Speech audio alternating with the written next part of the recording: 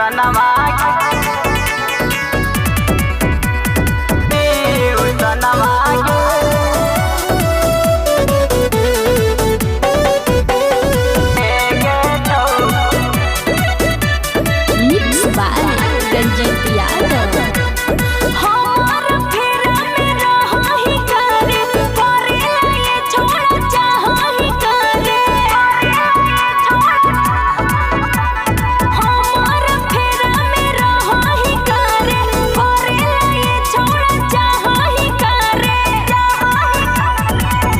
करे करियादापुर में जाही ट्यूशनमा गे छौरी देख के डोला हो मनवा गे छौरी हमर डोला हो मनवा गे छौरी मीठी मुस्कान जान ले हो तोर बदनमा गे छौरी कि जब तू जाही ट्यूशनमा गे छौरी कि देख के डोला हो मनवा गे छौरी।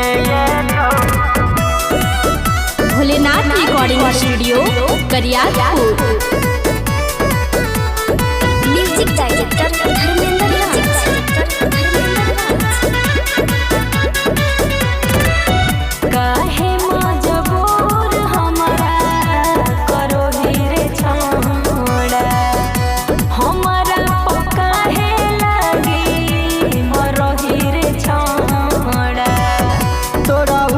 नजर जब पड़ा होगे हमर भीतर से मनवा हारा होगे सुतलो मेरा दिया के आवा हो सपनमा गे छौरी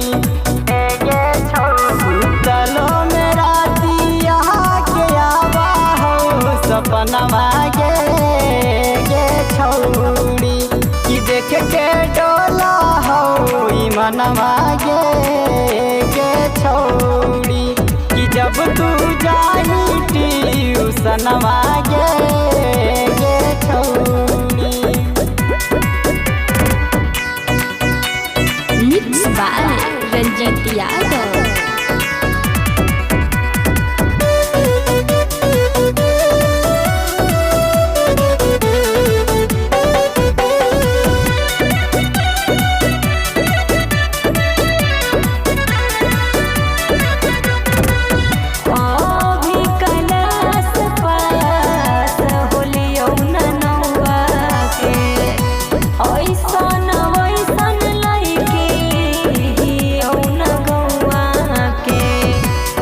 धर्मेंद्र के पारा गरम हकोगे तोरा झूठो के छौरी भरम हकोगे जा रहो जवानी जैसे जीरा के पुरनमा गे छौरी